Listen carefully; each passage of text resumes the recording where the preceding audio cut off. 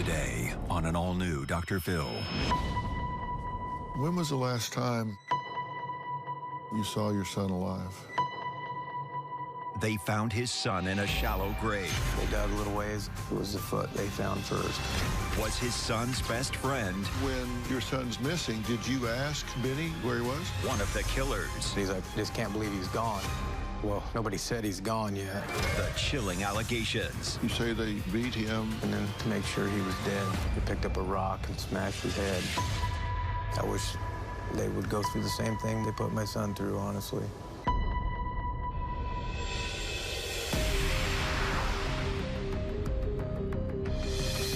Today, a shocking story of two best friends that allegedly ended in murder. Police say when 16-year-old Benjamin Eastman disappeared, he thought he was meeting his friend Benny and Benny's older brother to go on a camping trip. They say the three boys went into the woods together, but only two came out alive. The teen's body was found a week later, buried in a shallow grave. Benny and his brother Jonathan were charged with the murder. New information tonight in the case of a missing teen. Deputies say Ben Eastman III was last seen at his home last Saturday night. Deputies learned the missing teen had been in some sort of dispute with 16-year-old Benny Marquez, a friend he's known for years. But it appears from messaging that the dispute had been resolved. Deputies say early Sunday morning, the teen was supposed to meet up with Marquez, but that friend claims he never showed up. Deputies then got a tip that a dog had recently been buried on a remote property belonging to Marquez's grandfather. When they got up to the area, it was a shallow a grave site that looked too large for a dog, and it looked suspicious at the time.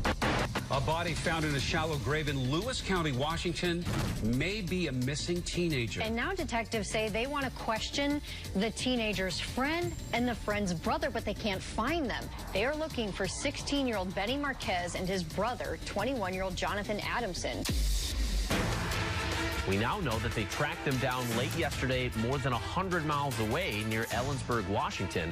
They've been brought back to Lewis County and booked on suspicion of murder. Jonathan Adamson and Benito Marquez are being accused of luring Ben Eastman into the woods for a camping trip, then raping and beating him to death. The coroner's office says he died of blunt force trauma to the head. The teen's father says he and the small community there are devastated. All you could expect out of son, loved life, loved the outdoors, loved everybody, and you can tell by the way the community's reacted how many lives he's touched. Did the unthinkable happen that night? Was Ben lured to his death by his closest and oldest friend, a boy he had known almost his whole life? Well, today, Ben's father is here in an exclusive interview. While his son was missing, he says he conducted his own investigation. The details he discovered were disturbing. Here's his story. I am so terribly sorry for your loss. One thing you won't hear me say today is I know how you feel. All right. I can't even wrap my head around what you must be going through right now. How long has it been exactly? That was June 24th. When was the last time you saw your son alive? I can't remember the exact day, but it was a Saturday evening. We went up to one of the local high lakes where we ride dirt bikes and fish, and he had actually left early with one of his buddies.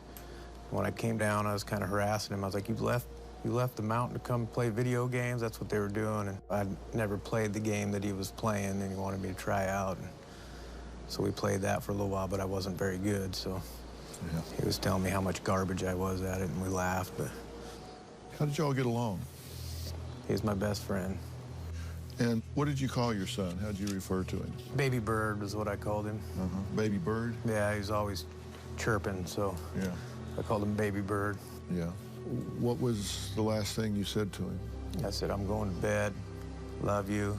We always pretty good about telling each other we love each other, but that was the last thing I said. So just the two of you? Mm-hmm. Well, my daughter she may have been up playing too. When you went to bed Saturday, you expected that he was going to play some more and then go to bed. Mm-hmm. When you got up Sunday, what time did you get up? It was probably about 8, 9. Mm-hmm. Then I noticed he was gone, which wasn't unusual because Benny lived, you know, a little wooded area you could walk. He snuck out. They did that a lot. I felt pretty safe. How long had your son been friends with Benny Marquez? Since kindergarten. So over 10 years? Yep. And so nobody's confused. Baby Bird is Ben. The friend is Benny. Yeah. So we got Ben and Benny here. Okay. And what was their relationship like? Ben would go over there and spend weekends when they lived at the ranch. His grandparents owned a campground, but I didn't ever worry about him over there. Fair to say Ben and Benny were kind of like brothers? Best friends, pretty close. Did you know Benny? Yeah. Well? Yeah, I thought I knew him well. I trusted him. Describe him. What was he like? Well, you know, like in football, he had a little anger, but that's something that's kind of encouraged sometimes in football, as long as you keep it respectful. You know, kind of didn't say a lot, quiet. Did they ever have falling outs in the past, big falling outs or anything? Little arguments, but it was over, you know, like girls, and they patched it up, and no big deal. And then there was an argument right before this, but I wasn't aware of, over one of Benny's ex-girlfriends and something to do with Snapchat, but they seem to have patched up. So you don't really have any alarm go off in your head until Tuesday? Yeah. Tuesday evening. And why did it go off Tuesday evening? Because the 3 people that are always in contact with him didn't know where he was. And when did you discover that he was missing? Well, see, my aunt, her name's Elma, helped me a lot in raising him, you know, as a mother figure. Sometimes, you know, I don't want to badmouth anybody, but, you know, the mother sometimes wasn't in the picture, so she stepped into that role. If he wasn't with me, he was with her. And then his half-brother, Derek, was another third person he would be at. The 3 main locations we knew where he was at all times. And then when Elma messaged me on Tuesday evening, if I'd seen him, then I knew something was wrong. Then I started looking around, and I couldn't come up with anything, so I went to work Wednesday morning. I couldn't get through.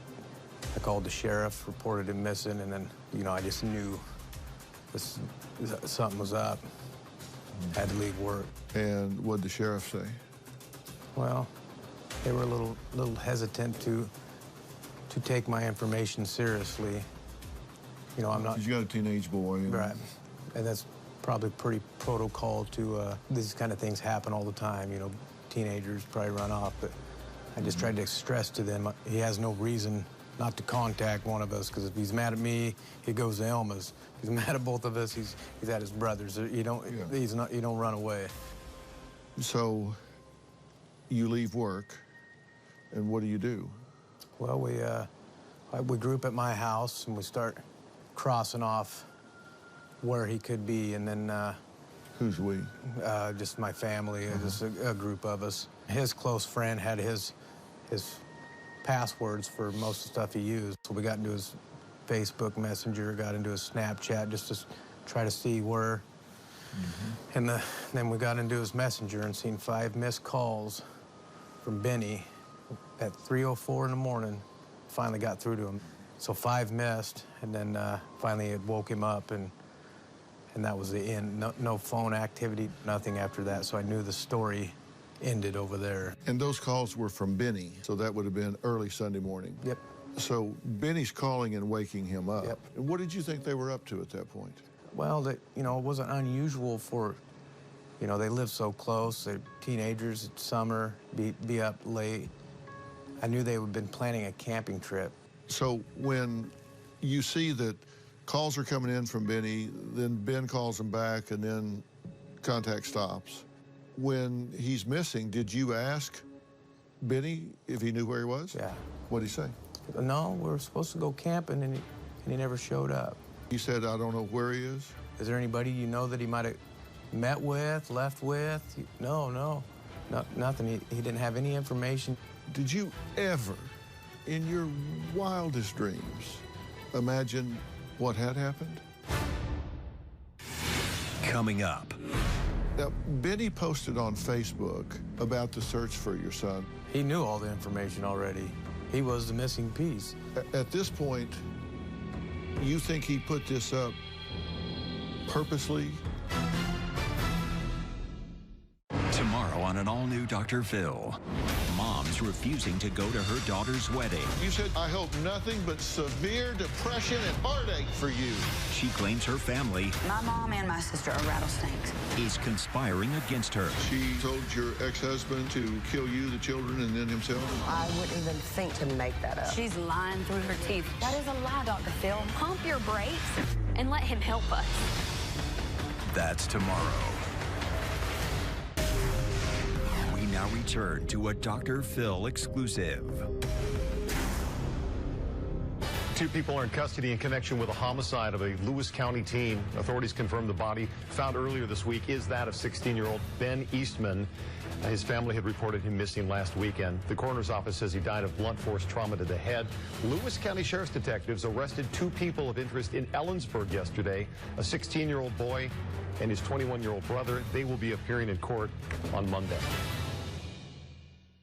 Did you ever in your wildest dreams imagine what had happened? No, honestly, I was hoping that maybe he did a harder drug and was ashamed to tell me about it and was hiding from me. That's what I was hoping.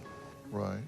Now, Benny posted on Facebook about the search for your son. What did the post say? He shared a flyer to help him find him. Well, that's the flyer, and then he posts beside it, please, if you hear anything about him or where he's at, notify Eastman's dad and send prayers out for his family. Yeah, that's trying to get him off track, because I'd been at their house, and I told him, I looked him in the eye and said, I will stop at nothing. So, at this point, you think he put this up purposely? Yeah, to draw, to throw attention off of himself. That's obvious.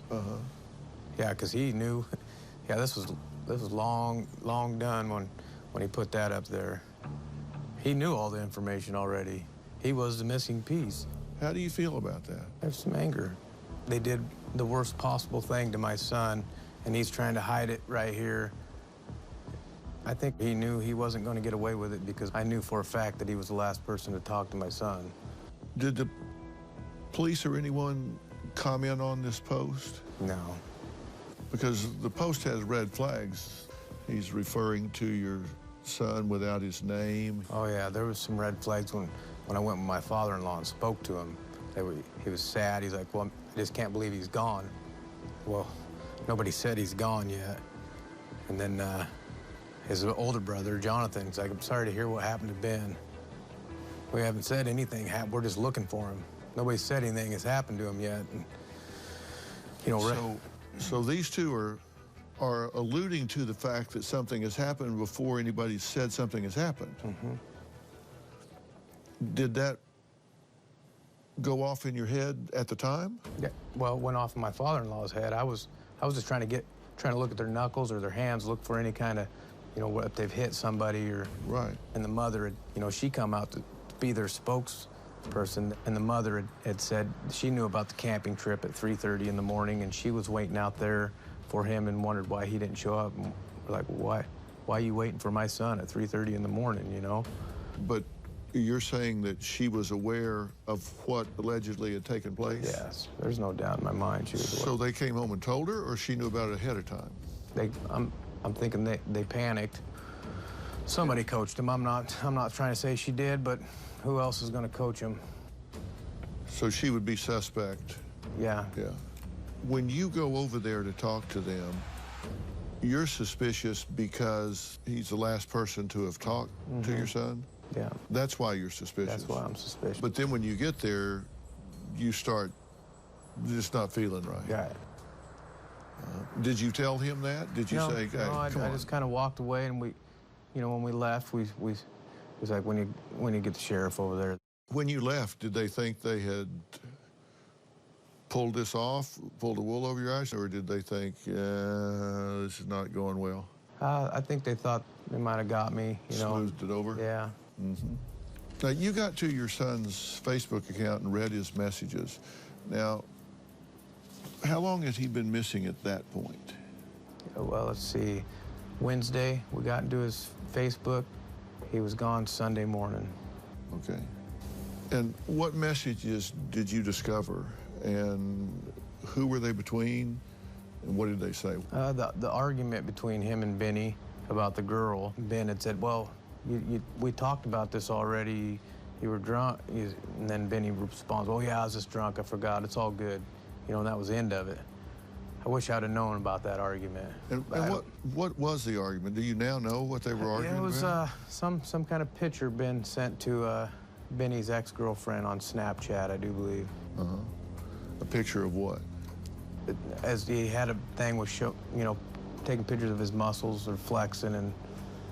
Oh, so Ben sent a picture, a personal picture, to a girl that Benny didn't want him sending the picture to. Right. Because Benny was jealous of him sending the picture? Right. So he was upset about that. Right. But then Ben is saying, wait a minute, we've already talked about this and resolved this. You're just drunk and forgot? Right, exactly. Yeah, and then Benny apologized. Yeah, my bad. I was just too drunk, forgot about it. It's all good. Forgot that we had resolved this? Yeah. Was there anything in those messages that you read that was incriminating? Did it reference this middle of the night meeting or no, just the calls? Okay. Now, when you start searching for your son, where did you go, why, and what led you to ultimately find what you found? Coming up. They told the police that they picked up Ben, took him out to a location, beat him, raped him with a stick for about 45 minutes. And then to make sure he was dead, they found a rock and smashed the side of his face. We now return to Dr. Phil's exclusive interview. When you start searching for your son, where did you go, why, and what led you to ultimately find what you found? Okay. Well, I just searched behind my house to the trail to Benny's house. That's all I searched. My good friend told me that he had spoken to a mutual friend about them doing some logging up at the campground, Benny's grandparents' property, and that there's four-wheeler trails and stuff over there, and that's probably a place if they're going to do, because at this point we know they're not being truthful with us. They know something, and my son's gone. You know, I'm being real. I'm holding on to hope, but I'm being real. Okay. I want to cover our bases. You know, we know the area. We know how close they were at that campground, and it's a pretty big area, and they would feel pretty safe. So my friend, he's a contractor. He did a job for a neighbor over there, and he was able to get access to the back around there. And they just kind of combed the area and come up to something that looked pretty suspicious. And so this friend of yours said, they frequent that area, you might want to go there because that'd be somewhere that they would know to go. Right. So they go up there and start looking around. They found my son's remains, basically. And was it near those trails? Yeah, they say around 50 feet behind their grandpa's shop. How did they tell you? My friend called me and said, well, we found something. I was like, well, what'd you find? He's like, well, I think we found a grave. I'll send you a picture of it. So we did get a deputy to go over there to investigate because they didn't touch it. They didn't want to. And they dug a little ways, and I think it was the foot they found first. How was that confirmed to you? Did they call you? The three friends that went over there drove to me, and I could tell when they got out of the truck that they had found something. And what did they say to you? He's gone. It was a numb feeling I got. You know, I had very little emotion for a while. I felt like I should be more of a wreck, but I was just numb. And when they came to you, were you at your house? Yeah. So your three friends come up and say, we found something, and... It's human, you know, it's human. And nobody had to go identify him. You know, the coroner identified him, so, you know, I couldn't even view him. It was so bad. It took a while to sink in. It was just like, well, he can come walking through the door. It's not him, you know, it's just not real yet. And you start looking at pictures, starts sinking in that, you know, his little smart mouth, you ain't gonna get the joke back and forth, you know, football season. And now it's really hitting hard. Now I'm realizing that was him. There's no denying it no more. He's gone. You said that at the time there was no reason to view because it was not, the body was not in a way that could be recognized? They felt they had enough evidence to make an identification. And then when I wanted to go say goodbye, you know, they didn't feel that was a very good idea. And what had happened that made that not a very good idea? It was about a 45-minute beating they took, and then to make sure he was dead, they picked up a rock and smashed his head. This was allegedly Benny, his best friend, or certainly one of them, and Jonathan. And Jonathan is older? Yeah. How much older? 21, 22. And what story have they told to the police of what happened? They told the police that they picked up Ben, took him out to a location, beat him, raped him with a stick for about 45 minutes. And then to make sure he was dead, they found a rock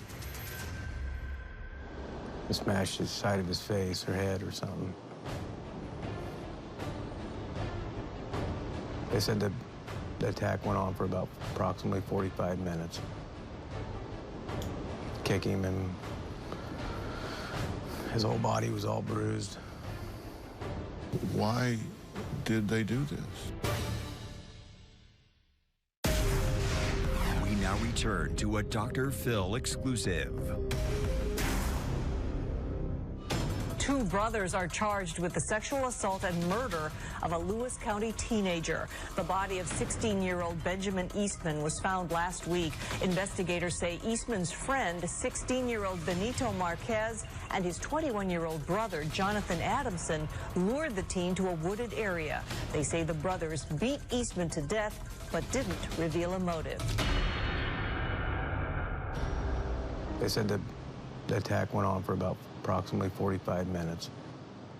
Kicking him, and his whole body was all bruised. Why did they do this? I have not got that information yet. Do you think he went willingly? Yeah, I think he went to have a good time, head out in the woods. It ain't unnormal to go drive in the woods, you know, and he probably trusted him enough to know, you know, even if they're acting a little strange, that he's still gonna be all right. So you think they lured him up there where he just thought they were just going out there to hang out, camp out, go to the woods, have a good time, and he got out there and just out of the blue, they jumped him? Yeah, this is kind of a pretty rural road. And then when if they stopped there, or if he ran somewhere, but there's nowhere to run, you got a bank with a river down here and a steep mountain to your left. There's just nowhere to go. Did either this Benny or Jonathan, did either of them have any history of this kind of violence? Benny would get in fights. I didn't know about this till afterwards. You know, I knew he, had his little hot head in football, but. And what do you know about this Jonathan? I just met him a few times. Laid back, quiet. Not the typical kid you would think to pull this kind of brutal thing off. You say they beat him, they raped him with a stick, they smashed his head. I understand he was also burned. I know they burned all his clothes. And burned all his belongings. Had he been burned with a cigarette prior? Yeah. My aunt, Elma, had mentioned, I didn't know about this, but yeah, when he'd go there hang out, she said he came back with a cigarette burn, but he just joked it off like it was just teenage horseplay that had caused that. So you have no idea of what explanation they gave to the police about why they did this? No. And Do you know why they confessed? I'm sure because they knew they'd been caught, you know. I'm sure, you know, when you got two people involved in a case, I'm sure there's things you can say to one another to get them possibly to flip on each other. Yeah, start putting stuff together. And so now they're charged with first-degree murder? Yeah, they're charged with first-degree murder, first-degree rape, first-degree illegal disposal of human remains or something like that, and then there's another charge for moving him. And they're charged as adults, of course. Yes, that's, you know, something I wanted to bring up is Benny is charged as an adult, but there's an act called the Miller Act that once he's 25, he will go in front of a board, and there's a pretty good chance he will be released when he's 25 because that's how the law is when he's under 17. So he could do 9 years for this. You say the mother was also arrested initially, but has been released? Yes, she's made a plea of guilty. I do believe she'll probably be testifying against her own sons. Wow. So she's rolled over on her own sons, as far as you know. As far as I know. I mean, this is an adult. It's supposed to be an adult in the situation here. What are your thoughts? What do you have to say to her? Coming up. One report, at least, that I know, cited that Ben's relationship with Benny and Jonathan's younger sister was a motive for what took place. Is that ring true? Is that possible? We now return to Dr. Phil's exclusive interview. Earlier this week, deputies arrested the suspect's mother, 43-year-old Kendra Adamson. They say she also knew about the murder. Jonathan Adamson and Benito Marquez are being accused of luring Ben Eastman into the woods for a camping trip, then raping and beating him to death. You say the mother was also arrested initially, but has been released? Yes, she's made a plea of guilty. I mean, this is an adult. It's supposed to be an adult in the situation here. What are your thoughts? What do you have to say to her? You know, I just pray that what she says is truthful, that she had nothing to do with this. But if she has more to do with it, you know, justice is served. You know, I get so angry sometimes, and it's easy to go to the, you know, I want that family to feel the same pain I am, you know. Well, Ben has a half-brother, right? His name is? Derek. So I want to add him to this conversation so we can hear from him. Derek, Dr. Phil, good to meet you. Have a seat. I'm very sorry for your loss. I'm having a hard time wrapping my head around something so senseless and so violent. Describe your relationship with Ben, your brother. He was my best friend. No doubt about it. What was he like? I mean, even if someone was angry, you know, he could say anything just to make him happy. Whatever it took to make him happy, he'd do it. He made an effort. Yeah. I mean, even if he didn't know what you were into or what your interests were, he could talk to you, get you opened up a little bit, and then he'd figure out what you actually like talking about. He'd work it. He was good at it. Yeah. So this was a nice kid. Yeah. Did you ever spend time with this Benny and Jonathan? I used to go over there and hang out with them every now and then. Looking back, do you see anything that would foretell anything like this happening? No. They were friends. The way that they hung out together, it was like, okay, this kid is good for him. And if I had the feeling to where if anybody was to mess with my little brother, that, you know, he would have jumped in there too.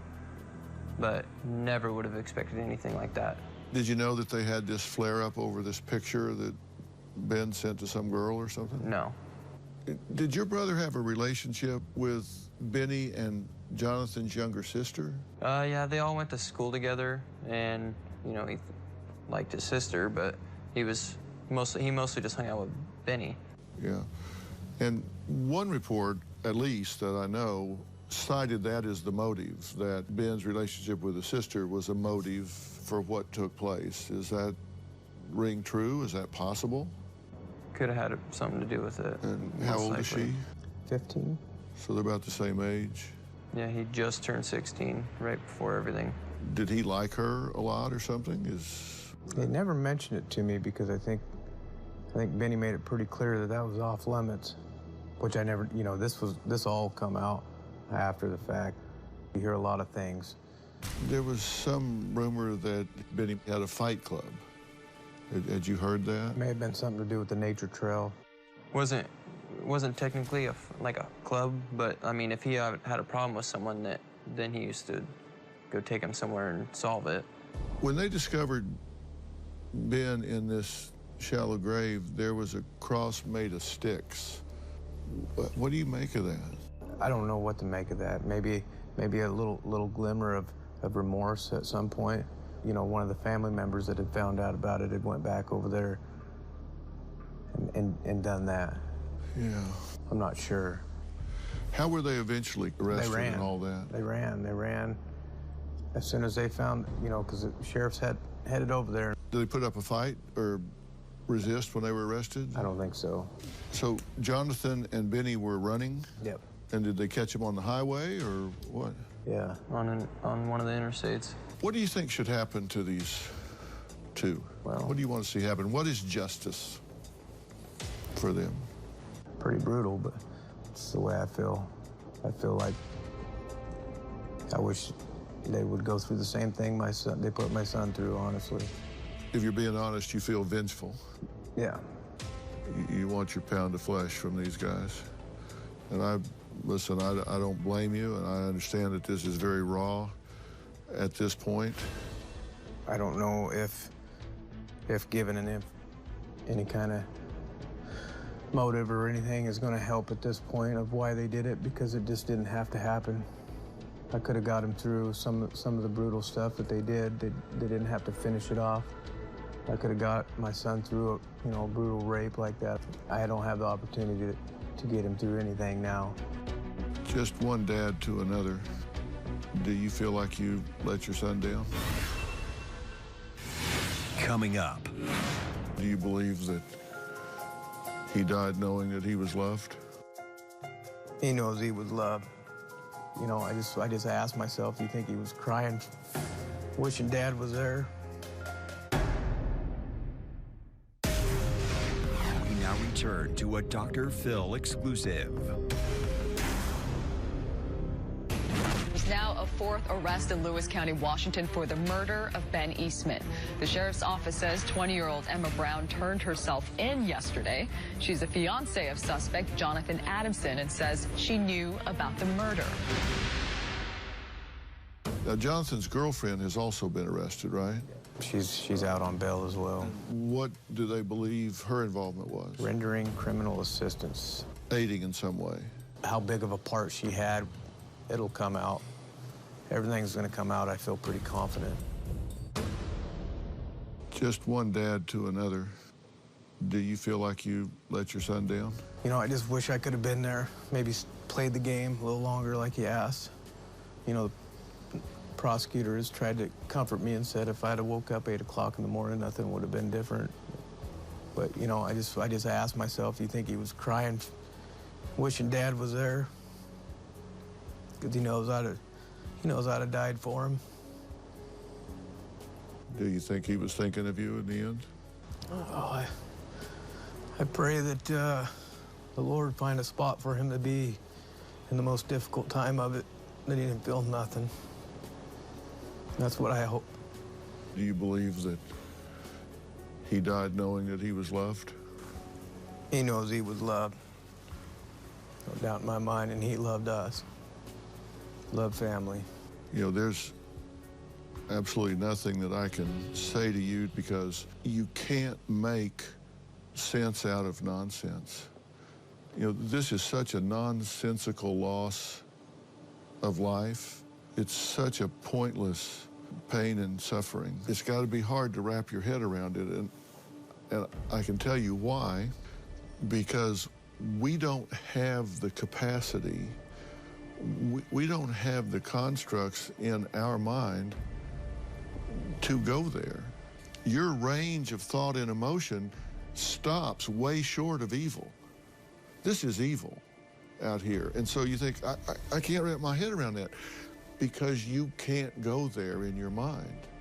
You know, I should have protected my son by seeing this. You can't see it because you don't have those receptors in your brain to see this kind of thing because it's so foreign to who you are. The reason he didn't see this that night and say, whoa, I'm not going out there, is because he didn't have the receptors. He cannot conceive of what was getting ready to happen.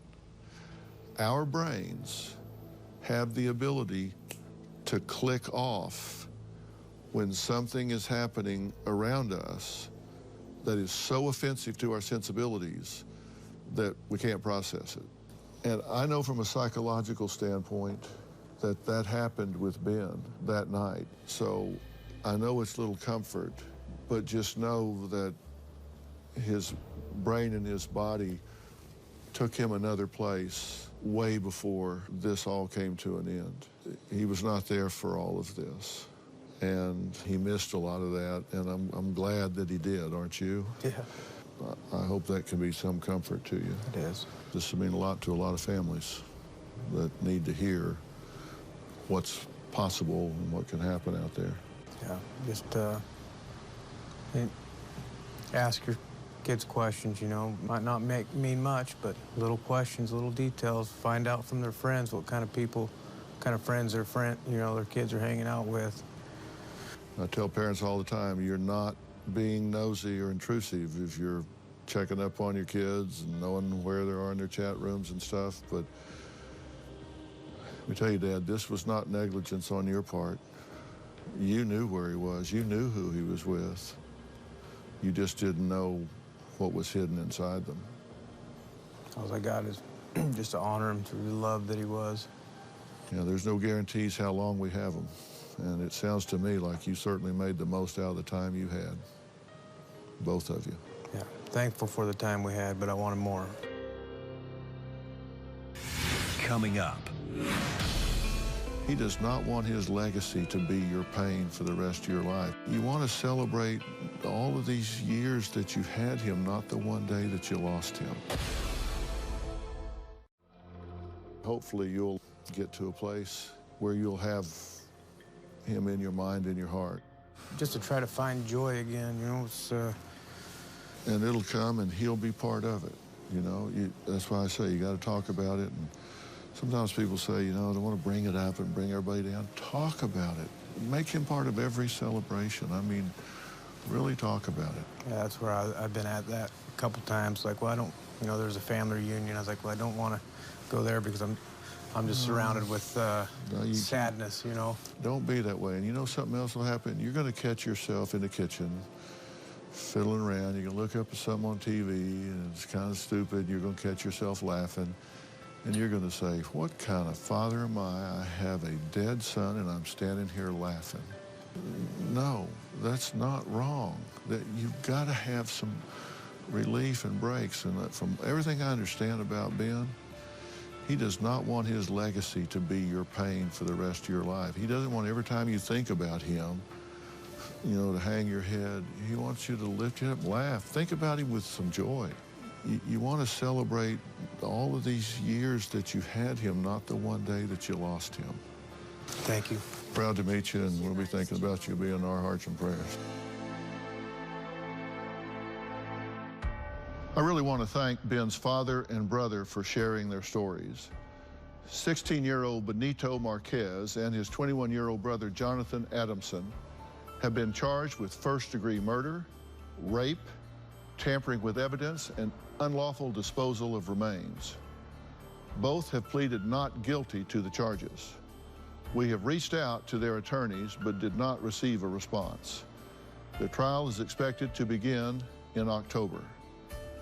The boy's mother, Kendra Adamson, was charged with rendering criminal assistance and has pleaded guilty.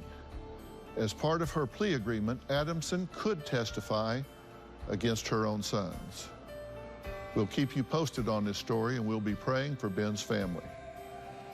If you were touched by this story, the family has set up a memorial fund. They will donate the proceeds to assist other families dealing with tragedy. It's called the Ben Eastman Memorial Fund, and it's at Security State Bank in Morton, Washington. Thanks for watching.